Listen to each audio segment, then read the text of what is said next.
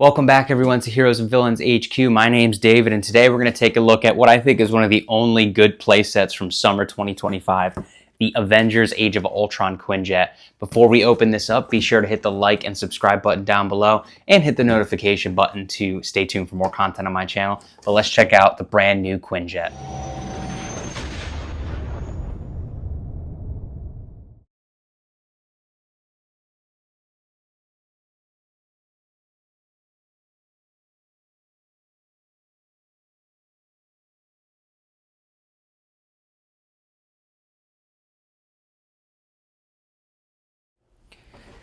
Okay, I now have the set all built.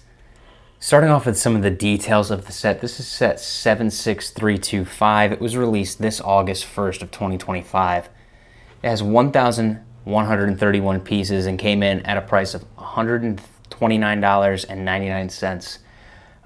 So pretty close on the price per piece. Only about 170 pieces off. And the size of this set is definitely worth that additional, missing 170 pieces, if that makes sense. So really, really great. It also includes 5 minifigures: Hawkeye, Black Widow, Quicksilver, Iron Man Mark 43, and Ultron. So let's go ahead and start with the minifigures. First up is Hawkeye.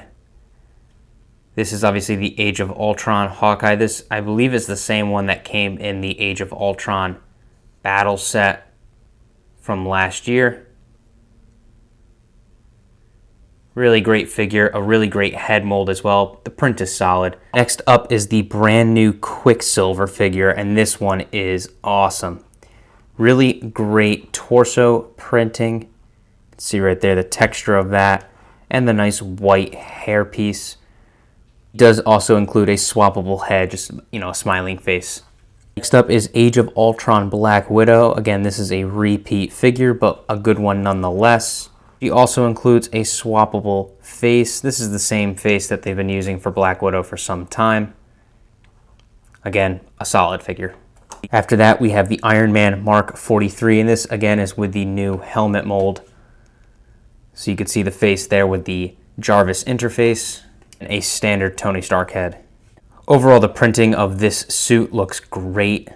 Different shades of red, the silver and gold throughout, all look really great. The highlight figure is the brand new Ultron. This is a metallic silver figure. Really great printing. It does include that piece around his neck and face that is removable, so you can see it without that. I think the piece, though, adds to the bulkiness for Ultron Prime. Again, another solid figure. So for the figures that are included, 5 out of 5, without a doubt. The question is should it have included more? Coming to the main Quinjet, this obviously includes a nice black display stand on a swivel piece, so the Quinjet can easily move around this display stand without you having to take it off. A really cool feature of this display stand that is different than the other ones that they've released in the Milano set, the Benatar, and the other Quinjet is that there is a little bit of room here to display the figures. So you can place the different figures, the motorcycle, and so on down here to have them almost as a diorama display, which I really, really like. You no longer have to have all the figures in the ship or off to the side. You can have them right on the base. As for the Quinjet, it just lifts off really easily. It's attached by a couple of pegs and a couple of studs, so that's awesome. The downside, though, is that this Quinjet does not include any sort of front landing gear, so it has to kind of rest on the front cockpit here. But before we jump into the Quinjet, I do just want to quickly show off the Black Widow motorcycle that is included. Let's get on to the main event here, the Quinjet. First of all, just admire the color scheme. It looks amazing. The first feature you can see is the Age of Ultron Quinjet wings can fold up. So that looks fantastic. I really, really like how they did this feature. And honestly, when you have the wings fully folded out like that, you can't even tell that they move in. It's just so flush and it looks so perfect in its profile, in its look, and all the angles. So when you get this folded up, it doesn't even look like it's not attached here. They just nailed it. They really did. The back of the ship here, you can see the engines here, and then this is where the ramp is. You can see all the way to the front of the cockpit, and this is where the motorcycle can go. Not much to talk about on the underside. It's pretty plain, but you do have these two sticker pieces, which I believe are repulsors to help the ship hover over the ground. But yeah, that is the outside of the ship. Again, I really just want to talk about the angles. Take a look at that side profile and how well this ship accomplishes the really dynamic look of the Age of Ultron Quinjet, especially this cockpit here at that angle. It looks like it's just slotted right in. They really did a good job. Taking off the top panels here, two of them do remove, and this will show you the interior of the set. First off, you have the cockpit, which fits one minifigure right there. Then you have room for two more. And you do have these really nice sticker details. This one is of Ultron. And then on the other side, the Quinjet. So you can fit 3 total figures there on the seats, but obviously you can fit more inside of the Quinjet.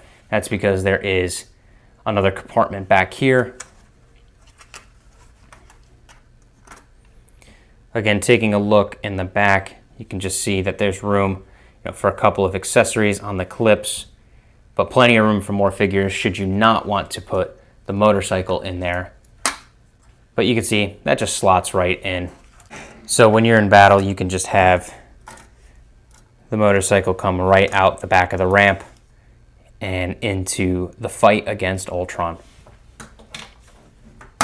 So what are my final thoughts on the Age of Ultron Quinjet? This is the only August 2025 set I ended up buying. Lego, across the board, Marvel, Star Wars, everything. This is the only one I bought because this was the only one I truly thought was worth the money. So that right there starts the conversation. We know that Lego is getting wildly overpriced in what they're asking. And even this set, I think, teeters on that line. $130, just under 1,200 pieces, but only 5 minifigures. I gotta say, the biggest exclusion, Scarlet Witch. You include a new Ultron, you include a new Quicksilver. Why wouldn't you just include a new Age of Ultron Scarlet Witch? We haven't had one in a long time now. So, especially when the other figures, Iron Man, Hawkeye, Black Widow, are all reused as we've seen them in the past few years. So even this set, I feel, misses the mark just a little bit on its value, but I think the overall build and the design of this Quinjet is just so spectacular that I can look past missing a minifigure or two. This is a gorgeous model. And just quickly comparing to the other Avengers Quinjet currently on the market, you can see just, yes, the size for both of these sets are pretty comparable. This was $100, this is $130, but this one just looks so much nicer, so much prettier. So like I said, do I recommend this set? 100%. Even at the $130 price point, I think this set has value and is worth the money. The Ultron and Quicksilver figures are highlights. They are spectacular, and the set is spectacular. So I'm really happy overall with this Lego set. I'm glad I was able to pick this one up. I definitely would hold off on a lot of the other Lego Star Wars and Marvel sets on the market right now from August until they go on sale though. So like I said, fantastic set. I hope you enjoyed this review. If you did, be sure to hit the like, subscribe, and notification buttons down below. Thanks so much for watching, and I'll catch you in the next one.